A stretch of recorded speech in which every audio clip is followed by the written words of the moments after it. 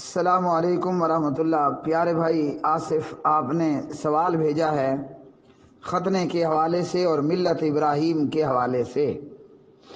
جی ہاں، ہم ملت ابراہیم ہی کے پیروکار ہیں۔ کل بل ملت ابراہیم حنیفہ، ہم ملت ابراہیم کے ہی پیروکار ہیں، حضرت ابراہیم علیہ الصلاۃ والسلام کے ہی تابع دار ہیں۔ سوال ہے ختنے کا۔ سوال کیا کہ کیا حضور حضرت محمد الرسول اللہ صلی اللہ علیہ وسلم نے اس سنت پر، اس کام پر عمل کیا تھا؟ جی ہاں، آپ صلی اللہ علیہ وسلم کے متعلق دو قسم کی روایات ہیں۔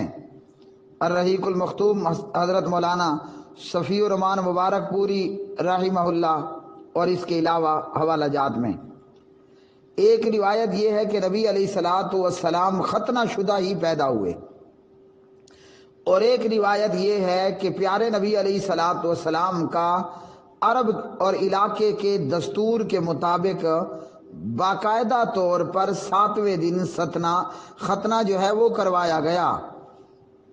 عرب معاشرے کے اندر یہ رائج تھا کہ بچہ پیدا ہونے کے بعد اس کا 7ویں دن ختنہ کیا جاتا تھا۔ اور یاد رکھ لیجئے کہ قریش اور اس طرح کے دیگر لوگ یہ جناب حضرت اسماعیل علیہ السلام کی اولاد میں سے تھے وغیر ذالک۔ اور یہ کہ اللہ سبحانہ و تعالیٰ نے حضرت ابراہیم علیہ السلام کو بیت اللہ بنانے کا حکم دیا، پہلے سے تعمیر تھا، اس کو از سر نو تعمیر کیا گیا۔ پھر حضرت اسماعیل علیہ السلام نے یہاں باقاعدہ اپنے کنبے قبیلے کے ساتھ رہائش اختیار کی۔ تو حضور حضرت محمد صلی اللہ علیہ وسلم کا بھی باقاعدہ ختنہ ہوا عرب دستور کے مطابق 7ویں دن، اور یہی چیز نبی علیہ الصلاۃ والسلام نے اپنی امت کو بھی تعلیم دی صحیح مسلم کے اندر۔ اور فطرت پر مبنی چیزوں میں سے ایک چیز ختنہ کرنا بھی بتلایا۔ ختنہ یعنی آلہ تناسل کے اوپر اضافی جو چمڑا ہے اسے کاٹ دینا اور اسے ریموو کر دینا۔